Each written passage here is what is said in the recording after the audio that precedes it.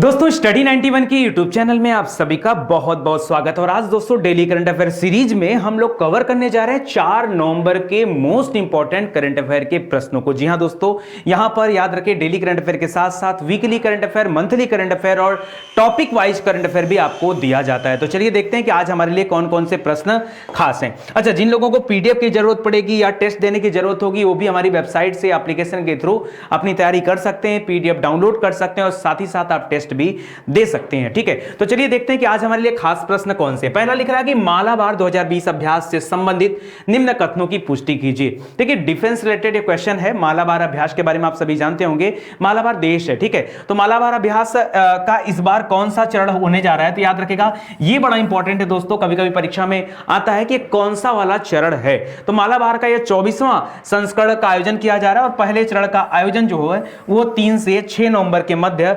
विशाखापट्टनम में स्टार्ट हो चुका है। दोस्तों इस मालाबार अभ्यास जो अभ्यास था ये थोड़ी समय पहले होने वाला था, बट कोविड-19 की वजह से ये आगे की तरफ आ गया। ठीक है, और अब यह विशाखापट्टनम में शुरू हो रहा है। क्या ये बात सत्य है? दोनों कथन सत्य लिख रहा है, तो याद रखेगा कि यहां पर लिखे गए दोनों कथन क्या है? सत्य हैं। ठीक है, और मालाबार अभ्यास ये नवंबर में आयोजित होने वाला है। अच्छा, ये है क्या? अब जाहिर सी बात है कि मालाबार जो है वो देश है और मालाबार के साथ ये जो अभ्यास है ये नौसेना अभ्यास है। परीक्षा में आपको यह भी ध्यान देना पड़ता है कि कौन सा नौसेना अभ्यास है, कौन सा थल सेना अभ्यास है, ठीक है, कौन सा जो वायुसेना अभ्यास है, इस बात का खास ध्यान रखना पड़ता है। तो मालाबार जो है यह एक नौसेना यानी कि नेवी के द्वारा जो इसमें अटेंड किया जाएगा। अच्छा, कौन कौन से देश होंगे? एक तो इंडियन नेवी शामिल होगी, तो आईएन लिखा हुआ है। दूसरा है यूनाइटेड स्टेट्स नेवी, ठीक है, यूएसएन है। Japan maritime self defence force जो है वहां की जो नेवी है लोकल, वो हो गया। और ऑस्ट्रेलिया। ये 4 बड़े देश इसमें हिस्सा लेने वाले। इस बार 24वां संस्करण है और इसका आयोजन इसके पहले 1992 में भारत और अमेरिका की नौसेनाओं के बीच एक द्विपक्षीय अभ्यास के रूप में शुरू किया गया था। अब तो ये हमेशा होता है। ठीक है, 2015 वाला आपका जापान में हुआ था, ये खैर आपको ध्यान देने वाली बात नहीं है। इस बार मालाबार अभ्यास जो हो रहा है दोस्तों उसको याद रखना, यह नवंबर में हो रहा है। ठीक है, तो ये इंपॉर्टेंट है। आगे बढ़ते हैं दोस्तों। कह रहा पब्लिक अफेयर्स इंडेक्स 2020 के संदर्भ में कौन सा कथन असत्य है, जो गलत है वो बताना है। देखिए कभी सत्य और असत्य वाले जब प्रश्न आते हैं ना तो यहां बड़ा ध्यान दिया करिए आप। ठीक है, सत्य पूछ दिया तो बड़ा अच्छा है, लेकिन असत्य पूछ दिया तो जरा ब्रेक लगा के पढ़ना। पहला कथन लिख रहा है कि यह सूचकांक, अच्छा सूचकांक का नाम क्या है, तो देखिए लिख रहा है कि पब्लिक अफेयर्स इंडेक्स। ठीक है, पब्लिक अफेयर्स इंडेक्स कह रहा है यह सूचकांक विश्व बैंक और वर्ल्ड इकोनॉमिक फोरम द्वारा जारी किया जाता है। ठीक है, तो किसके द्वारा जारी किया जाता है? लिख रहा है विश्व बैंक यानी जो वर्ल्ड बैंक है। वर्ल्ड बैंक को दोस्तों आईबीआरडी के नाम से भी जाना जाता है। ठीक है, आईबीआरडी, ठीक है, रिकंस्ट्रक्शन बैंक कहा जाता है। तो कह रहा है कि विश्व बैंक और वर्ल्ड इकोनॉमिक फोरम को WEF, ठीक है, वर्ल्ड इकोनॉमिक फोरम, तो याद रखेगा कह रहा है कि इन दोनों के द्वारा जारी किया जाता है। क्या यह सत्य है? जिनको इसके बारे में पता हो बताएं। दूसरा कथन लिख रहा है कि 2020 में केरल को बड़े राज्यों की श्रेणी में सर्वश्रेष्ठ राज्य घोषित किया गया, जबकि उत्तर प्रदेश निचले पायदान पर रहा। दोस्तों यहां पर 3 अलग अलग टाइप के राज्य हैं, जैसे बड़े राज्यों की श्रेणी में, छोटे राज्यों की श्रेणी में और केंद्र शासित प्रदेशों की श्रेणी में। इस तरह की 3 श्रेणियां हैं और उसमें से केरल को बड़े राज्यों की श्रेणी में रखा गया, जबकि उत्तर प्रदेश निचले पायदान पर है। तो यह वाला कथन बिल्कुल सही। अरे यार तो मैं ही बताते चला जाता हूं। अच्छा, मैं कभी क्वेश्चन कराता हूं भूल जाता हूं कि यार उत्तर हमें देना है या उत्तर आपको देना। चलो ये मान लो 2 नंबर सही है, लेकिन आपसे पूछा क्या नहीं सही है, ध्यान दीजिए। अगला लिख रहा है छोटे राज्यों की श्रेणी में गोवा का पहला स्थान है। बड़े राज्यों में कौन है? केरल है। बड़े राज्यों में कौन सा है? केरल है, याद रखेंगे। और छोटे राज्यों में कौन सा है? गोवा है। और कह रहा है गोवा के बाद मेघालय और हिमाचल प्रदेश क्रमशः दूसरे और तीसरे नंबर पर हैं। क्या यह कथन सत्य है? तीसरा अगला कथन पढ़िए। अगला लिख रहा है कि लद्दाख केंद्र शासित प्रदेशों की श्रेणी में शीर्ष में है, बाद में पुदुचेरी और लक्षद्वीप का स्थान है। चलिए बताइए। अच्छा, ये प्रश्न आपकी परीक्षा में 100% पूछा ही जाएगा। क्यों? क्वेश्चन ही इतना इंपॉर्टेंट है और पिछले कई एग्जामों में इस तरह के प्रश्न बन भी चुके हैं। तो मैं आपको बता दूं कि केरल का पहला स्थान है, बिल्कुल सत्य है। उत्तर प्रदेश निचले पायदान पर है, यह भी बिल्कुल सत्य है। छोटे जो राज्य हैं उस श्रेणी में गोवा पहले स्थान पर है, यह भी बिल्कुल सत्य है। और मेघालय और हिमाचल जो हैं ये आपके उसके नीचे हैं, क्रमशः दूसरे और तीसरे पे, यह भी सत्य है। पहला और चौथा जो दे रहा है यहां पर गलत है। क्यों? क्योंकि अगर हम बात करें कि सूचकांक जारी कौन करता है, तो याद रखिए इस सूचकांक को जो हमारी भारत सरकार है वो जारी करती है, हमारे अपने आंकड़े हैं। यार सिंपल सी बात सोचो, आपको उलझा रहा है, राज्यों की बात कर रहा है, राज्यों को रैंकिंग देना है, और राज्य को रैंकिंग देने कौन आएगा? वर्ल्ड बैंक आएगा। क्या बात करते हो, वर्ल्ड इकोनॉमिक फोरम आएगा। अगर देश का मामला होता तो शायद ये चीजें हो जाती, लेकिन ये राज्यों का मामला है, तो याद रखिए पहला वाला तो ऐसे ही गलत है। और जो लास्ट वाला लिख रहा है कि केंद्र शासित प्रदेशों में लद्दाख को, तो लद्दाख नहीं है यहां पर केंद्र शासित प्रदेश में चंडीगढ़ है पहले स्थान पे, पुदुचेरी दूसरे पे, लक्षद्वीप जो है ये तीसरे पे है, तब जाकर के दादरा नगर हवेली वगैरह अब तो समाप्त भी हो चुके हैं। ठीक है, तो इसको याद रखेगा, इंपॉर्टेंट है। ठीक है, कोई दिक्कत आपको? चलिए आगे बढ़ते हैं दोस्तों।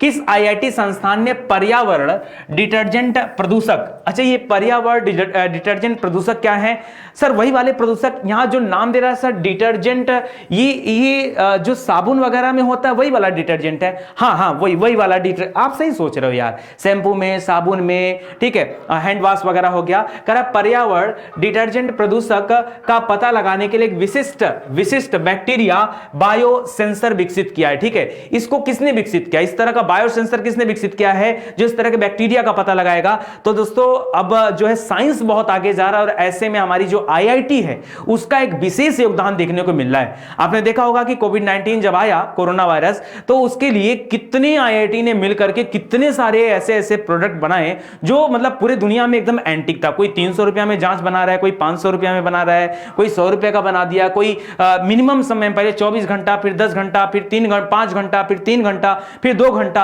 मतलब ऐसा भी कांसेप्ट आया कि इतने कम समय में कोरोना के लक्षणों का पता लगाया जा सकता है। ठीक है, तो बहुत कुछ हुआ। यहां पर जो आपका राइट आंसर हो जाएगा वो है आईआईटी रुड़की। क्या है? आईआईटी रुड़की। याद रखिए इन्होंने एक ऐसा बायो सेंसर बनाया है। ठीक है, तो काफी अच्छा प्रयास रहा है। देखिए लिख रहा है कि आईआईटी रुड़की ने पर्यावरण डिटर्जेंट प्रदूषक का पता लगाने के लिए विशिष्ट बैक्टीरिया बायोसेंसर विकसित किया। संस्थान का दावा है कि इस दिशा में दुनिया की पहली खोज है। आईआईटी रुड़की की 5 सदस्यीय टीम ने सामान्य डिटर्जेंट पर्यावरण प्रदूषक की उपस्थिति का पता लगाने के लिए बायोसेंसर को विकसित किया, और इसका प्रमुख उपयोग कहां पर होता है? साबुन में, टूथपेस्ट में, क्रीम में, शैंपू में, डिटर्जेंट में, या फिर कृषि कार्य या फिर उद्योग वगैरह में किया जाता है। चलो अगले क्वेश्चन की तरफ बढ़ते हैं। वह समुद्री तूफान जिसे वर्तमान समय का सबसे शक्तिशाली तूफान माना जा रहा है, इस समय का सबसे शक्तिशाली तूफान भाई किसे माना जा रहा है? सबसे शक्तिशाली। तो याद रखें दोस्तों, अभी शायद आपको पता ना हो, लेकिन ध्यान दीजिए, आपने नाम सुना होगा फिलीपींस देश का, सुना है कि नहीं? फिलीपींस, अरे फिलीपींस की राजधानी मनीला है। ये वही देश है दोस्तों जहां से हर साल रैमन मैग्सेसे पुरस्कार दिया जाता है। कौन सा? Ramon Magsaysay. रैमन मैग्सेसे वहां के कौन थे? राष्ट्रपति थे, उन्हीं की याद में दिया जाता है। ठीक है, तो याद रखिएगा फिलीपींस के पूर्वी तट से अभी टकराया, और ये सबसे खतरनाक और सबसे भयानक जो है तूफान है, इसको याद रखिएगा, इसका नाम क्या है?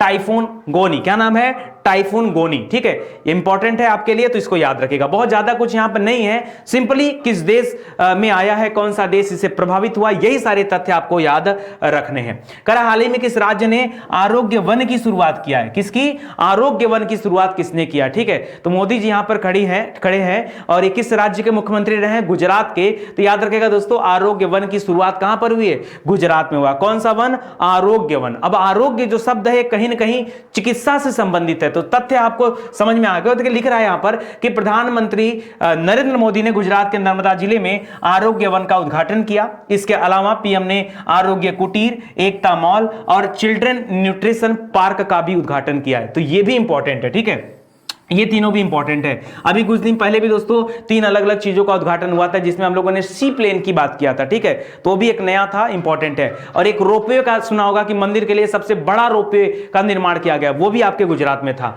करा योग, आयुर्वेद और मेडिटेशन पर जागरूकता फैलाने के लिए केवड़िया में 17 एकड़ जमीन पर एक आरोग्य वन स्थापित किया गया। किस काम के लिए? तो यहां पर लोग आएंगे, स्वास्थ्य के प्रति उनको जागरूक बनाया जाएगा, आयुर्वेद के प्रति उनकी जो है चीजें बताई जाएंगी, योगा कराया जाएगा, मेडिटेशन कराया जाएगा, ये पूरा उद्देश्य होगा।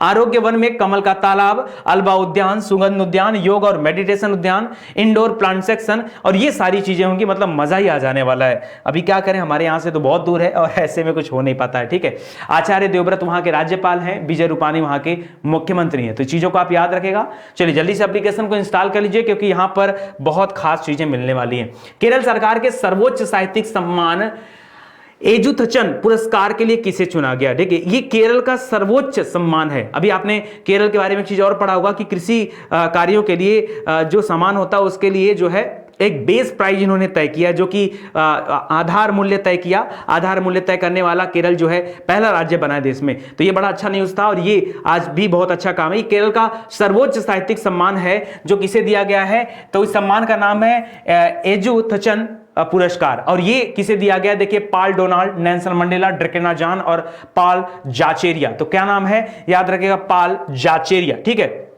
पाल जाचेरिया को इस पुरस्कार को दिया गया है। ठीक है, मलयालम जो है ये केरल की भाषा है और मलयालम साहित्य में इन्होंने अपना बहुत बड़ा योगदान दिया, जिसके लिए इन्हें चुना गया है। ठीक है, और भी अन्य पुरस्कार हैं, और भी अन्य रचनाएं इनकी, सलाम अमेरिका, ओरिदथ, अर्करियम, ठीक है, भास्कर, पातालुप्रम, ये सभी उनकी रचनाओं का नाम है। ठीक है, तो इसको भी आप याद रखेगा। वित्त मंत्रालय द्वारा जारी आधिकारिक आंकड़ों के अनुसार नीचे दिए गए किस माह में जीएसटी का सर्वाधिक संग्रह हुआ है, सबसे ज्यादा जीएसटी का संग्रह किस माह में हुआ है। दोस्तों अभी सोचो, कोविड-19 समाप्त हुआ ना, मार्केट ओपन हुआ, तो जाहिर सी बात है मार्केट में तेजी है, बूम चल रहा है। ठीक है, तो याद रखेगा अक्टूबर 2020 का जो महीना था ये एकदम बूम का महीना था। और पिछले साल से तुलना की जाए तो इस बार सरकार के खाते में ज्यादा जीएसटी आ पाई है। ठीक है, तो याद रखेगा कि रिकॉर्ड यहां पर बना है। ठीक है, ध्यान दीजिएगा अक्टूबर में। ठीक है, कितना, तो याद रखेगा 10%। अक्टूबर 2019 से अगर देखा जाए तो 10% ज्यादा टैक्स कलेक्शन सरकार के खाते में हुआ है। यह कहीं ना कहीं बहुत बड़ा अमाउंट है। भारत का पहला टायर पार्क कहां खोला गया, अच्छा टाइगर पार्क नहीं दोस्तों, याद रखेगा इसका नाम ही है टायर पार्क, वो गाड़ी वाला टायर, हाँ उसी टायर की बात कर रहे हैं। इमेज देखिए ना, आपको समझ में आएगा। तो भारत का पहला टायर पार्क खोला जा रहा है और ये खुल रहा है दोस्तों कहां पर, पश्चिम बंगाल में। कहां पर खुल रहा है, पश्चिम बंगाल में खुल रहा है भारत का पहला टायर पार्क। अच्छा, कहीं आरोग्य वन खुल रहा है, कहीं टायर पार्क बन रहा है। ये टायर पार्क में होगा क्या, तो याद रखें यहां पर टायरों की एक प्रदर्शनी लगाई जाएगी और छोटे छोटे कुटीर और मध्यम उद्योगों को जो है इससे बढ़ावा दिया जाएगा। कैसे, तो याद रखिए यहां पर टायरों को अलग अलग रूपों में प्रेजेंट किया जाएगा कि इस चीज को हम कैसे जो इस्तेमाल कर सकते हैं, क्योंकि आप जानते होंगे कि भारत में बहुत सारी गाड़ियां हैं, तो गाड़ियों से जो टायर निकलते हैं कहीं ना कहीं स्क्रैप के रूप में होते हैं और उनको जलाने से पर्यावरण का बहुत बड़ा नुकसान होता है, क्योंकि उनसे जो कार्बन निकलती है वो बड़े खतरनाक होते हैं, कहीं ना कहीं पर्यावरण को ज्यादा प्रदूषित करेंगे। इसलिए अगर उनका अच्छे से इस्तेमाल किया जाए, कोई कलाकृति बनाई जाए, ठीक है, कोई एंटीक चीज बना दिया जाए, तो उससे जो है ये बचाया जा सकता है, पर्यावरण को भी बचाया जा सकता है और लोगों का इंटरेस्ट भी बना रहेगा। ठीक है, तो ये टायर पार्क दोस्तों कहां पर खोला गया, पश्चिम बंगाल में। यूनेस्को द्वारा किस राष्ट्रीय उद्यान को बायोस्फीयर रिजर्व के विश्व नेटवर्क में शामिल किया गया। आपको पता होगा कि यूनेस्को क्या करता है, समय समय पर अपनी लिस्ट अपडेट करता है और इस बार भारत के एक बायोस्फीयर रिजर्व, एक जो है राष्ट्रीय उद्यान था, उसको बायोस्फीयर रिजर्व का संज्ञा दिया गया। और ऐसा तब दिया जाता है जब वहां पर जैव विविधता अधिक पाई जाती है। ठीक है, तो याद रखेगा दोस्तों, यहां पर गुरु घासीदास दे रहा है, गिर हो गया, जिम कार्बेट हो गया, पन्ना हो गया। जिम कार्बेट तो पहला राष्ट्रीय उद्यान था, ये आपके उत्तराखंड में है, गिर आपका गुजरात में है।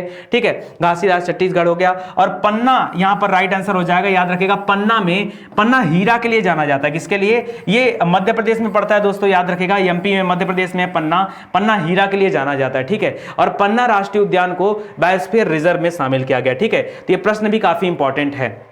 आगे देखिए, आनंदीबेन पटेल इस समय अतिरिक्त प्रभार के रूप में वहां पर कार्य कर रहे हैं। लालजी टंडन जी की मृत्यु हो गई, जो कि मध्य प्रदेश के राज्यपाल रहे। ठीक है, अंतिम समय में। अच्छा, उनकी मृत्यु के बाद लखनऊ में एक चौराहा था जिसका नाम जो है उनके नाम पर कर दिया गया, लालजी टंडन चौराहा, सीधा फीदा। और सीतापुर हरदोई जो रोड था, लखनऊ सीतापुर हरदोई जो रोड जाता है, उसका नाम भी टंडन मार्क कर दिया गया था। यह भी आपके लिए इंपॉर्टेंट है, तो इसको भी ध्यान दीजिएगा। हाल ही में किस राज्य सरकार ने पटाखों की बिक्री एवं आतिशबाजी पर रोक लगा दिया। ठीक है, आपको पता होगा कि पटाखों और आतिशबाजी की वजह से कितना ज्यादा पर्यावरण प्रदूषण होता है। ऐसे में पर्यावरण प्रदूषण बचाने के लिए पटाखों पर अभी से रोक लगा दिया गया, क्योंकि सामने आ रही दीपावली। और इमेज में आपको कोई दिख रहा होगा, ये संबंधित है कहां से, राजस्थान से। तो याद रखेगा दोस्तों, राजस्थान आपका राइट आंसर हो जाएगा। ठीक है, राजस्थान सरकार ने फैसला लिया है। ठीक है, और इसको आप लोग याद रखेंगे। इससे ज्यादा अशोक गहलोत हैं। ठीक है, इससे ज्यादा आपको ध्यान नहीं रखना है। इतनी बातें अगर आप ध्यान रखते हो तो निश्चित रूप से करंट अफेयर में आपकी तैयारी बेहतर हो जा रही है। ठीक है, चलिए मिलते हैं अगले लेक्चर में, तब तक के लिए धन्यवाद। और इसी तरह से आगे दोस्तों आप वीडियोस को देखते रहिए और आगे बढ़ाते रहिए। ठीक है, वीडियो अच्छा लगा हो तो एक बार शेयर जरूर से करिएगा। धन्यवाद, थैंक यू सो मच।